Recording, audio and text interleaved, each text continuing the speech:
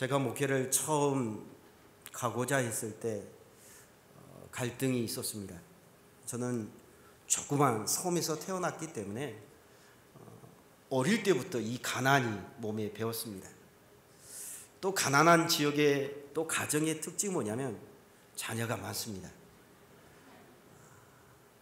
저희 아버님 위로 한 4대가 계속 독자로 내려오셨습니다. 그리고 또 일찍 단명하셨어요. 그래서 아버님도 할아버님의 얼굴을 잘 모르십니다.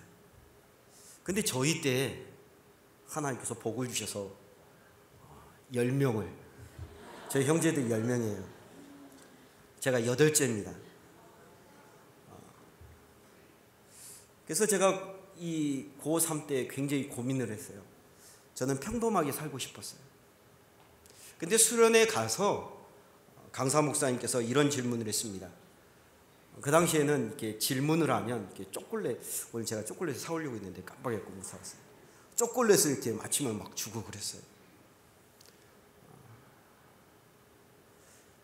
그 가운데 질문 하나가 이겁니다. 우상이 무엇이냐? 저는 이 질문이 제게 큰 인생의 변화를 일으켰습니다.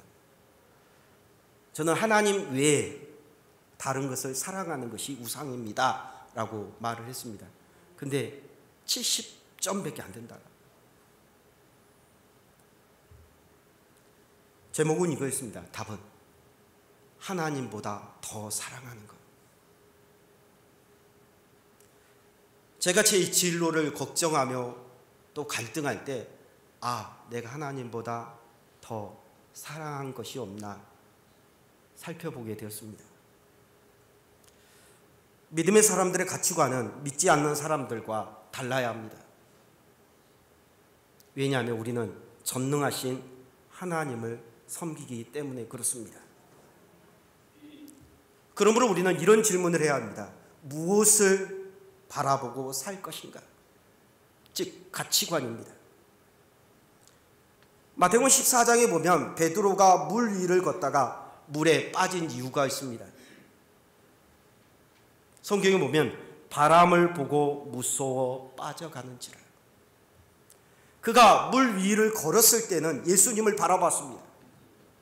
그때는 놀라운 사건이 일어났습니다. 물 위를 걸었습니다. 근데 그의 시선이 주님이 아닌 다른 곳, 바람을 바라봤을 때 그는 두려움이 있었고 곧 물에 빠져버렸습니다. 무엇을 바라보느냐에 따라 결과가 달라집니다.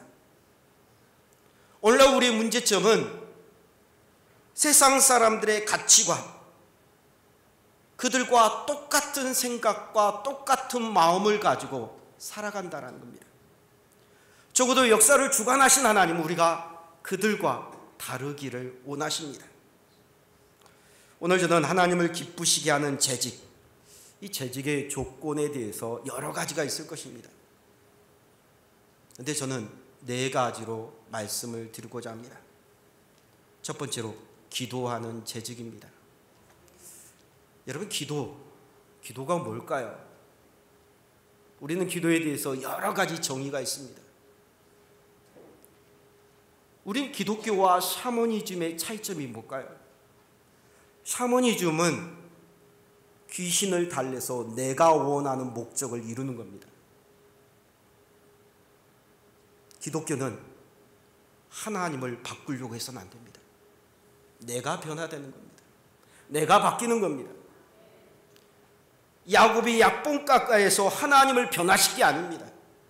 하나님, 나는 할 수 없습니다. 하나님 도와주십시오. 나를 포기하는 겁니다. 나를 변화시키는 겁니다. 기독교는 자신을 변화시키는 것이 기도입니다. 예수님께서 십자가에서도 아버지여 내 원대로 마옵시고 아버지의 원대로 되기를 원하나이다. 자기를 포기하셨습니다. 물론 우리는 현실과 신앙 사이에 늘 괴리가 있습니다. 그때 성도는 우선순위를 하나님께 두는 겁니다. 저는 다윗을 참 좋아합니다. 좋아하는 이유 가운데 다윗이 8째이기 때문에 그렇습니다. 저도 8째예요. 근데 다윗은 다른 신앙인과 다르게 그는 어떤 문제가 있을 때 하나님께 묻습니다. 하나님, 어떻게 할까요? 자신의 동포 그릴라 사람들이 어려움을 당할 때 하나님, 제가 도우러 갈까요, 말까요? 아말렉과 싸울 때도 하나님, 싸울까요, 말까요? 유대의 왕으로 자신이 추천받을 때도 하나님, 제가 올라가서 왕이 될까요, 말까요? 블레셋과 싸울 때도 하나님, 어떻게 하면 됩니까? 늘 다윗은 묻는 사람이었습니다. 예루살렘의 언약궤를 가져오는 것도 하나님께 묻기 위함입니다. 기도란 저는 하나님께 묻는 거라고 생각합니다. 나를 변화시켜서 하나님의 뜻대로 살려고 노력하는 것, 이것이 기도입니다. 반면에 이 사울왕을 보십시오. 사울왕은 정말 다윗과 비교가 안 돼요. 용사 중에 용사입니다. 그런데 역대상 기자는 사울이 죽는 이유를 역대기상 10장 13절부터 14절에 3가지를 얘기합니다. 하나는 하나님의 말씀을 지키지 않은 것, 두 번째는 신접한 자에게 가르침을 청한 것, 세 번째가 하나님께 묻지 않는 것. 오늘 재직들이 하나님께 묻지 않는 것은 죄입니다. 우리가 하나님의 일을 할 때 하나님께 물어야 합니다. 하나님께서는 우리가 기도할 때 역사하십니다. 저는 섬에서 태어났기 때문에 이 바다에 대해서 그래도 잘 아는 사람입니다. 저희 집에서 이렇게 보면 바다가 보입니다. 그렇다고 해서 작은 섬은 아닙니다. 면 단위니까요.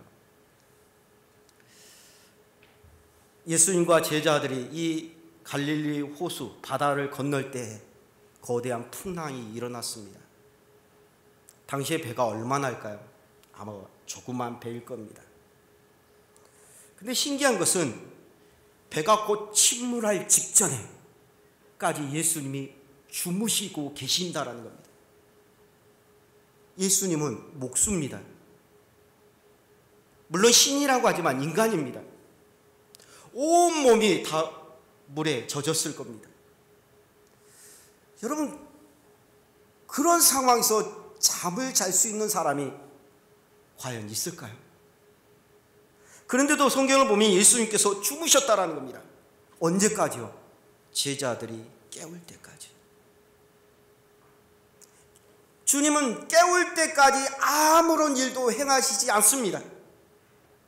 오늘 우리가 예수님을 깨우지 않으면, 기도하지 않으면 오늘 우리의 삶 속에 아무런 역사가 일어나지 않습니다.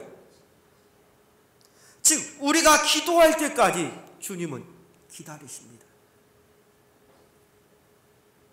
하나님은 우리를 통해서 역사하기 때문에 그렇습니다. 오늘 재직 여러분들이 기도로 하나님의 일을 감당했으면 좋겠습니다. 두 번째로 여러분은 믿음의 재직이 되었으면 좋겠습니다. 이 유대인들의 절기를 보면 초실절, 맥추절, 칠칠절, 오순절, 부활절, 공통점이 뭘까요? 다 같은 날입니다. 우리 이 절기하고는 좀 틀리죠. 우린 부활절, 맥추절 다르게 지내잖아요. 같은 날입니다. 이 맥추절, 초실절의 중요한 의미는 두 가지입니다. 그리스도의 부활, 첫 열매가 되신 예수 그리스도. 예수 그리스도께서 첫 열매가 돼서 부활하신 것처럼 우리들도 부활할 거라는 겁니다. 두 번째는 추수의 시작을 알립니다. 원래는 맥추절이라고 하지만 엄밀히 말하면 초실절이 우리에게 훨씬 더 의미가 있습니다. 첫 열매를 드리는 겁니다. 첫 열매가 보리이기 때문에 맥추절입니다. 이 맥주, 보리로부터 시작해 밀과 여름 과일과 포도와 올리브 계속적으로 열매를 맺습니다. 수확을 합니다. 그런데 이 초실절에 유대인들의 행한 행사가 있습니다. 게네사렛 평지에서 보리의 첫 것을 베어옵니다. 그리고 제사장이 어때요? 흔듭니다. 제사를 드립니다. 그때부터 시장에 보리가 유통이 되고 먹을 수가 있습니다. 우리로 말하면 제주도에서 보리를 베어서 하나님께 제사를 드리는 거예요.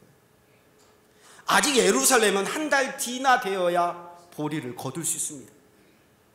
즉 그들의 신앙 고백입니다.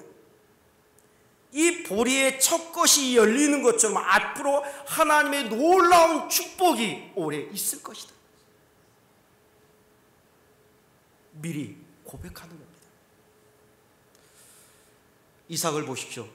이삭이 우리에게 말하기를 거부다, 부자다. 근데 이삭이 계속 보면 창세기 26장에 쫓겨서 쓸모없는 땅으로 쫓겨납니다. 그때 이삭이 하는 말이 이겁니다. 르호봇, 이제 여호와께서 우리를 더욱더 넓게 하셨거든. 사람이 살지 않는 광야와 같은 곳으로 쫓겨났습니다. 그런데도 이삭은 하나님께서 복 주실 거라는 거예요. 그 밤에 창세기 26장에 보면 나타나셔서 하나님은 축복해 주겠다고 약속하십니다. 다윗도 시편 56편에 보십시오. 제목이 이렇습니다. 다윗이 가드에서 블레셋인에게 잡힌 때에, 즉 이 시는 블레셋 사람이 자기를 죽이려고 할 때 그 순간에 지은 시입니다. 다윗은 이렇게 고백합니다. 주께서 내 생명을 사망에서 건지셨습니다. 아직 벗어나지 않았습니다. 그런데도 미리 선포합니다. 하나님께서 구원해 주셨다라는 겁니다. 하나님께서 복을 주셨다라는 겁니다. 오늘 재직들은 이런 고백이 있어야 돼요. 아직 현실은 우리에게 참담하고 현실은 우리에게 어려움이 있지만 하나님께서 역사해 주실 것이다. 하나님께서 놀랍게 복을 주실 것이다. 하나님에 대한 기대감이 있었으면 좋겠습니다. 다윗이 골리앗과 싸울 때의 무기를 보십시오. 돌멩이입니다. 돌멩이. 하찮은 것, 흔한 것. 반면에 골리앗은 칼과 창과 오래된 경험과 신체의 조건을 가지고 나옵니다. 그런데 다윗이 가진 아주 작은 돌멩이, 그것을 던졌을 때 하나님께서 역사하신 겁니다. 예수님께서 기적을 베푼 사람들을 보십시오. 그들에게 요구한 것은 다른 게 아닙니다. 믿음입니다. 내 믿음대로 될지어다. 어쩌면 오늘 우리들에게, 또 재직되신 여러분에게, 또 저에게 하나님께서 말씀하신 것은 믿음을 요구하십니다. 현실을 보는 것이 아니라 전능하신 하나님을 보기를 원하십니다. 세 번째로 저는 여러분이 최선을 다해서 순종하는 재직이 되었으면 좋겠습니다. 세들백 교회 닉 워렌 목사님이 계십니다. 이분이 있는 곳은 파도 타기로 유명하다고 합니다. 저는 목적이 이끄는 교회 그 책에 보면 이 파도 타기에 대해서 나옵니다. 이 파도를 잘 타기 위해서는 기술이 필요합니다. 조그만 보드에 사람이 균형을 잡는다라는 것 상당히 힘듭니다. 오랜 훈련이 필요합니다. 그러나 아무리 잘 타는 파도 타기 선수가 있다 할지라도 파도가 없으면 타지를 못합니다. 이 파도는 파도 타기 선수가 일으킬 수 없습니다. 오직 전능하신 하나님만이 파도를 일으킬 수 있습니다. 오늘 교회의 부흥, 내 가정의 하나님의 놀라운 축복, 하나님께서 부흥의 파도를 일으켜 주셔야 합니다. 저는 이것이 99.99%라고 생각합니다. 나머지 0.0001%. 이게 바로 기술입니다. 기술이 필요 없다라는 얘기가 아니에요. 오늘 우리가 부흥 하나님의 축복을 받기 위해서는 어떻게 해요? 하나님 앞에 순종도 필요합니다. 전능하신 하나님의 그 능력에 비해서, 그 은혜에 비해서 아주 작고 보잘것없는 것이라 할지라도 하나님 그 순종을 요구하십니다. 예수 그리스도께서 베들레헴에 태어나셨습니다. 태어나자 예수님의 부모는 아기 예수를 어디다 누이셨죠? 구유죠, 구유. 자, 여기서 제가 여러분께 질문을 하고자 합니다. 이 구유가 무슨 동물의 밥그릇일까요? 말. 대부분 그렇게 알고 있잖아요. 저도 그렇게 알고 있었어요. 근데 책을 읽어보니까 유대에서 오랫동안 살아주셨던 분의 책을 읽어보니까 말 구유가 아니라 나귀더라고요. 나귀는 발목이 굉장히 강합니다. 그리고 유대 지역은 굉장히 산악지대예요. 울퉁불퉁한 산지를 오르내리는 것은 말은 맞지가 않습니다. 나귀는 75킬의 짐을 거뜬히 짊고 이 험악한 산지를 오르고 내립니다. 성경을 보면 예수님의 어머니 마리아도 이 나귀를 타고 갔습니다. 평지야 말이 요긴 하지만 해발 900m 산낙지대의 이 베들레헴에는 무용지물입니다. 즉 예수님이 태어나신 구유는 말구유가 아니라 나귀의 구유입니다. 누가는 예수님의 탄생을 3번이나 이 구유에 대해서 이야기합니다. 나귀는 절대적인 순종을 이야기합니다. 탄생하신 후 나귀의 구유에 누이신 예수님은 마지막에도 나귀를 타고 예루살렘에 입성하십니다. 예수님은 처음에도 나귀, 마지막에도 나귀, 즉 하나님 앞에 순종하는 삶을 사셨습니다. 성경은 우리에게 이와 비슷한 사건들이 많이 일어납니다. 여러분, 포도주 사건 첫 번째 기적이잖아요. 마지막에도 예수님은 어떻게 해요? 포도주 성찬으로 제자들에게 베푸십니다.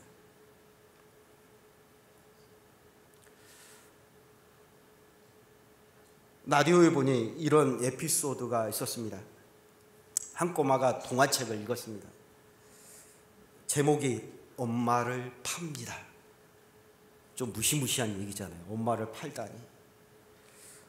그것을 본 엄마가 장난기가 발동해서 얘에게 묻습니다.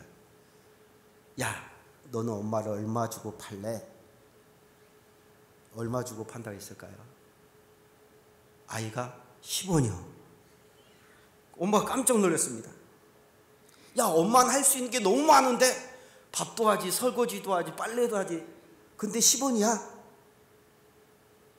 아이의 대답은 이겁니다. 그래야 빨리 팔리지. 실제로 사람을 파는 시대가 있었습니다. 그리고 이미 사람이 사람을 대체할 로봇을 지금은 팔고 있습니다. 조만간 로봇이 사람을 파는 시대가 올 가능성도 있다고 어떤 사람들은 이야기합니다. 그 끝은 영화 터미네이터처럼 인간과 기계의 싸움, 전쟁일 겁니다. 그런데도 놀랍게 하나님은 자기를 배신할 것을 안 이 자유의지를 가진 인간을 창조하시고 온 땅에 가득 채우셨습니다. 그리고 그 인간과 전쟁을 선포하는 것이 아니라 인간의 사악한 배신의 값을 스스로 감당하시기 위해서 인간의 몸을 가지고 이 땅에 오시고 십자가에서 물과 피를 다 흘려주셨습니다.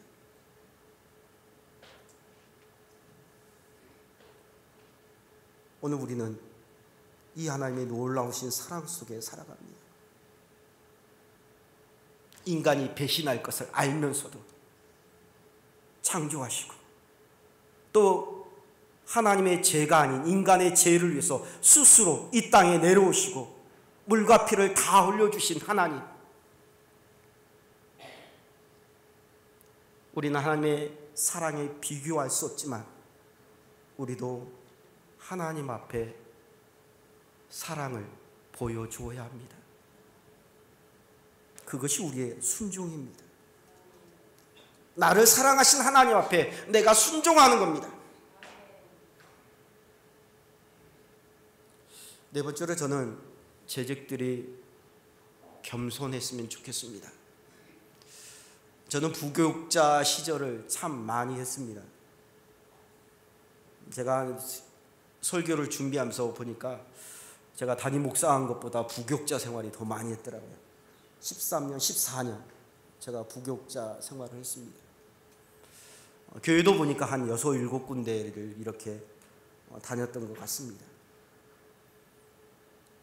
교회를 보면 어떤 교회는 성장하는 교회, 어떤 교회는 정말 끊임없이 분쟁을 하고 갈라지고 하는 교회도 보았습니다.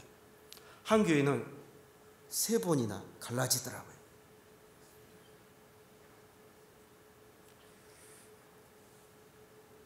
제가 어렸을 때 본 영화 중에 헬렌 켈러라는 영화를 봤습니다. 드라마죠.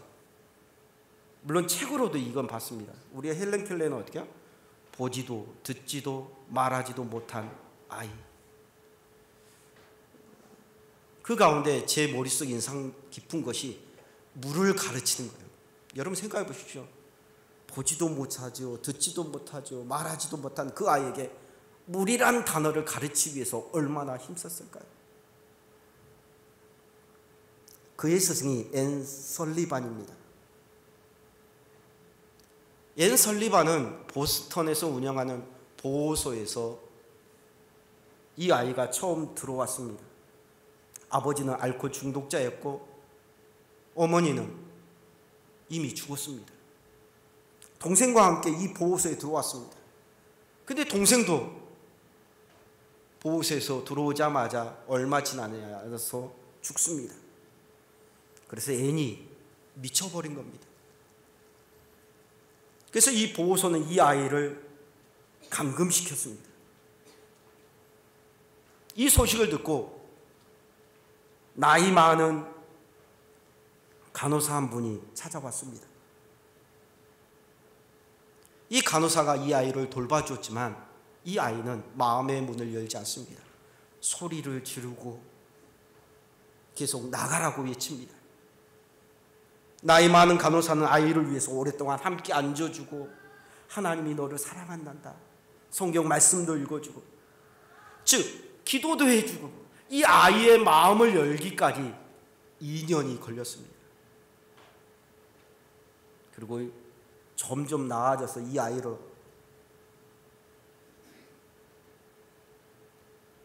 자신이 학교도 공부를 가르치고 또 그 학교를 수석으로 졸업하게 되었습니다. 그리고 이 이야기가 신문에 나가서 앤 설리반이 시각을 앞을 보지 못했지만 눈 수술로 보게 되었습니다. 그런데 어느 날 신문에 이런 광고가 나왔습니다. 사람을 구합니다. 말도 못하고 듣지도 못하고 보지도 못한 소년을 위해 선생님을 구합니다. 그때 앤 설리반이 가겠다라고 말합니다. 주위 사람들이 말립니다. 할 수 없다. 그러나 그는 말합니다. 하나님의 사랑은 감당할 수 있습니다. 하나님의 사랑이, 하나님의 말씀이 나를 변화시킨 것처럼 이 아이도 변화시킬 겁니다. 무려 48년 동안 아이를 돌봐줍니다. 그리고 이 아이가 영국 빅토리아 영국 요왕으로부터 최고의 훈장을 받습니다. 당신은 장애가 많은 사람입니다. 그럼에도 불구하고 이렇게 위대한 업적을 이룰 수 있는 원동력이 무엇입니까? 라고 물었을 때 그는 사람들 앞에 이렇게 말합니다. 나를 가르쳐준 앤 설리반 선생님 때문입니다. 자, 앤 설리반. 그를 변화시켜 준 사람은 나이 많은 간호사였습니다. 나중에 그녀의 이름이 노라로 밝혀지게 됩니다. 그들은 공통적으로 이렇게 말합니다. 하나님의 말씀이 바꿔놓지 못할 인생은 하나도 없습니다. 하나님의 사랑이 새롭게 못할 인생은 하나도 없습니다. 그러면 성경에는 어떤 사람이 있을까요? 저는 바나바를 참 좋아합니다. 바나바 때문에 위대한 사람으로 바뀌어진 사람이 있습니다. 바로 바울입니다. 바울은 다메섹 도상에서 예수님을 만나고 변화되었지만 사람들은 그를 가까이 하려고 하지 않습니다. 사도들도 그의 신앙을 의심합니다. 그때 바나바가 그를 청구합니다. 나중에 안디옥 교회 담임 목사가 되었을 때도 바나바는 이 사울 바울을 데려가서 함께 목회합니다. 또 최초로 선교사로 활동할 때도 바울과 함께 선교 사역을 시작합니다. 우리는 바나바에 대해서 잘 알지 못합니다. 사도행전은 바울의 역사로 쓰여져 있습니다. 그래서 그가 3차 전도 여행을 했다. 근데 바나바도 2차 전도 여행을 떠났거든요. 근데 우리는 그것에 대해서 기록이 없기 때문에 바나바를 알지 못합니다. 그러나 바나바가 없었다면 바울은 존재하지 못했을 것입니다. 사도행전 15장에 보면 1차 전도 여행을 하고 도중에 포기한 사람이 있습니다. 바로 마가입니다. 2차 전도 여행을 할 때 바울과 바나바는 서로 의견 충돌을 합니다. 바나바는 데려가자. 바울은 못 데려간다. 나는 신뢰할 수 없다.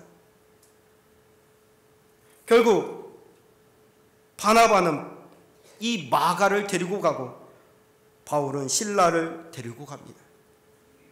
먼 훗날 마가는 바나바의 말대로 훌륭한 사람으로 바뀌어서 죽습니다. 바울이 로마에서 투옥되자 바울의 곁을 지켜주었습니다. 바울은 마가를 나의 동역자라고 칭찬합니다. 2차 로마 감옥에 갇혔을 때 디모데에게 마가를 데려오라고 부탁합니다. 또 베드로도 마가를 가리켜 내 아들 마가라고 칭찬합니다. 만약 바나바가 없었다면 마가복음 마가는 존재하지 못했을 것입니다. 저는 우리 재직들이 아름다운 동역자가 되었으면 좋겠습니다. 그런데 이 시대엔 너무 리더자만 되려고 합니다. 1인자가 되려고 합니다. 저는 여러분이 1인자가 되기를 원치 않습니다. 교회는 1인자가 많으면 시끄럽습니다. 제가 말씀드렸던 것처럼 제가 다닌 교회들을 보면 많은 1인자가 되려고 합니다. 담임 목사가 계시거든요. 1인자는 한 명이면 족합니다. 여러분, 제가 아닌 이상은 덮어주는 게 좋습니다. 이 마이크를 산데 13만 원이 들었다면 나 그거 10만 원에 살 수 있는데 이걸로 다툽니다. 이건 아무런 도움이 되지 않습니다. 여러분, 1인자가 되는 거 세상은 1인자를 환영합니다. 그러나 믿음의 사람들은 동역자가 필요합니다. 다른 사람을 키워주는 사람이 필요합니다. 내 도움으로 다른 사람이 더 많은 일을 할 수 있다면 우리는 스스로 자신을 낮춰야 합니다.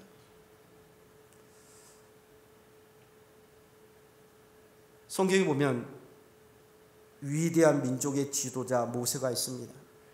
이 모세 다음에 가장 힘을 쓰는 사람이 갈렙과 여호수아입니다. 근데 초기를 보면 갈렙이 월등히 더 영향력이 있습니다. 성경에 보면 갈렙이 먼저 나와요. 갈렙과 여호수아. 근데 이게 나중에 어느 순간에 역전이 됩니다. 1인자가 여호수아가 됩니다. 만약 제가 갈렙이었다면 너무 서운했을 거예요. 영향력이 더 큰 집안입니다. 힘이 있습니다. 그런데도 갈렙은 끝까지 여호수아를 인정하고 협력합니다. 성경에 보십시오. 다윗이 위대한 사람이지만 서신서의 마지막에 보면 자신의 동력자들에 대해서 열거를 합니다. 바울이 위대할 수 있었던 것은 동력자가 있었습니다. 다윗도 이스라엘 위대한 왕입니다. 그러나 실제로 다윗은 싸움을 잘하지 못합니다. 우리는 골리앗을 무찔렀기 때문에 다윗이 아주 싸움을 잘할 것이다 착각을 합니다. 다윗을 보십시오. 그의 3인 군대로 보면 군대 조직이 잘 되어 있습니다. 그들이 나가 싸웠습니다. 오늘 제적들은 동력자가 되어야 합니다. 주님께서 요한복음 4장 36절에 보면 이렇게 말씀하십니다. 이는 뿌리는 자와 거두는 자가 함께 즐거워하게 하려 함이라. 사람들은 거둔 자에게 관심이 있습니다. 우리가 복음을 하지만 전도한 사람 교회에서 인정합니다. 누구를 데리고 왔어. 몇 명을 데리고 왔어. 반면에 뿌린 사람, 교회에 나와서 주의 복음을 전한 사람들에 대해서는 관심이 없습니다. 그런데 주님은 말씀하시기를 뿌리는 자와 거두는 자가 함께 즐거워하도록 만들어 주시겠다는, 즉 그들의 상금이 같다라는 겁니다. 우리는 결과를 보고 사람들을 평가합니다. 저는 우리 재직들이 은사가 많은 사람들 물론 칭찬해야 되지만 하나님이 보시는 것은 은사가 많은 사람들이라고 저는 생각지 않습니다. 은사는 다 다릅니다. 우리 황 장로님은 영어를 잘 가르칩니다. 우리 김경환 장로님은 어떤 물건을 잘 만듭니다. 은사가 다 달라요. 이건 잘하는 거예요. 저는 돈 버는 것도 은사라고 생각합니다. 저는 돈에 대해서 별로 관심이 없어서 잘 벌지를 못합니다. 은사예요. 어떤 사람은 가르치는 걸 잘합니다. 은사입니다. 그러나 저는 여러분께 성령의 열매가 풍성했으면 좋겠습니다.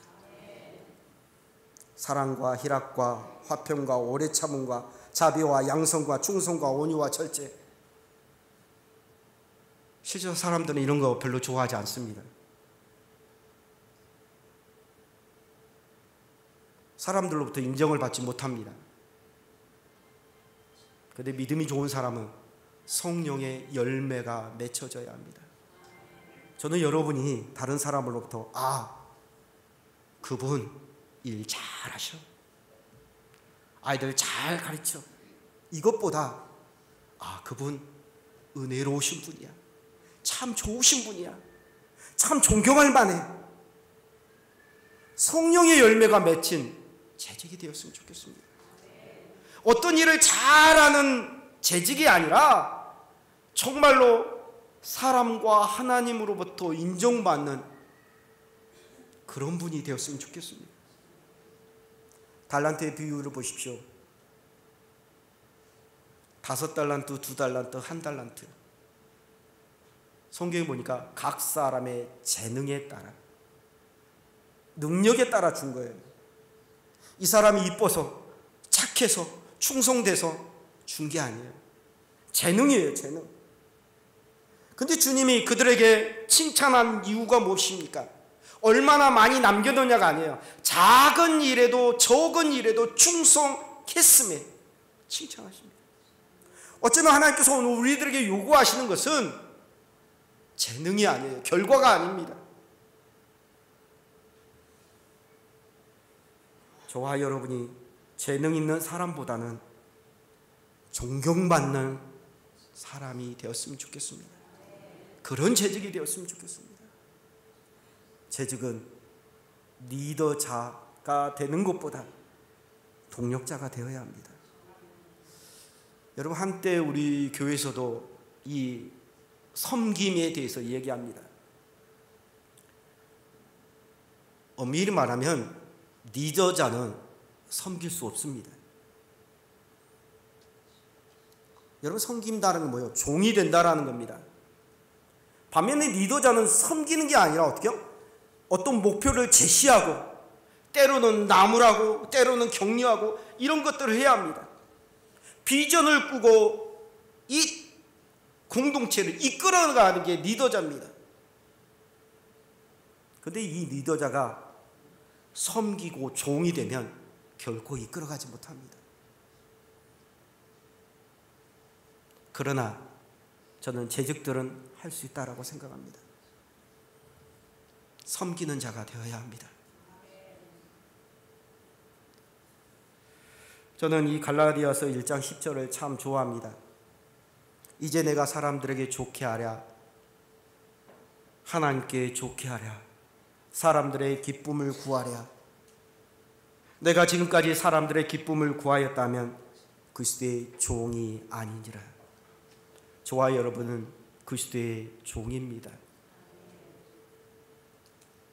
그렇다면 우리의 시선은 사람이 아니라 하나님께 두었으면 좋겠습니다. 때로는 목회자가 나를 인정해 주지 못한다 할지라도, 때로는 다른 사람이 나를 인정해 주지 못한다 할지라도 하나님이 보십니다.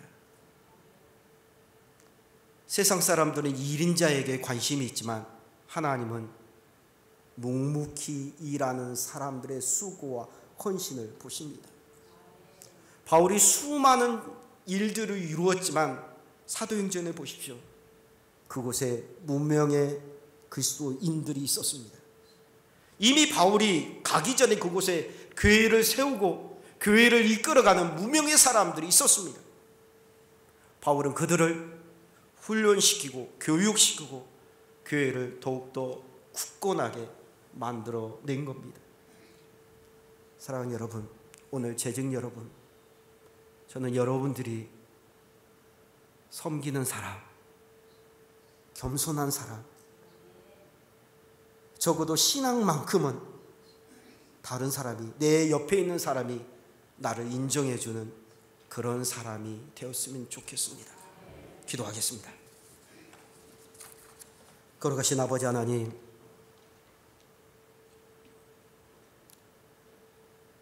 하나님께서 우리 신흥교회를 사랑하시고 지금까지 인도하시고 함께해 주셨음을 감사합니다. 이 가오 지역에 하나님께서 복 주셔 거대한 또 든든한 교회로 세우셨습니다. 우리 신흥교회를 통해서 하나님께서 하시고자 하는 놀라운 계획과 역사가 있음을 믿습니다. 하나님, 이 일을 감당할 수 있도록 우리 재직들에게 더욱더 힘과 능력과 복을 더하여 주시고, 특별히 하나님, 이들 모두 다 하나님으로부터, 세상 사람들로부터 존경받는 하나님의 귀한 일꾼들이 될 수 있도록 주여 역사하여 주시옵소서. 우리의 삶이 이 땅이 아니라 저 영원한 하나님의 나라에 있음을 기억하게 하여 주시옵소서. 비록 이 땅에서 인정받지 못한다 할지라도 하나님의 나라에서는 그 누구보다 인정받는 믿음의 귀한 일꾼들, 재직들이 될 수 있도록 하나님 역사하여 주시옵소서. 하나님께서 함께해 줄 걸 믿사오며 귀하신 예수님의 이름으로 기도드리옵나이다. 아멘.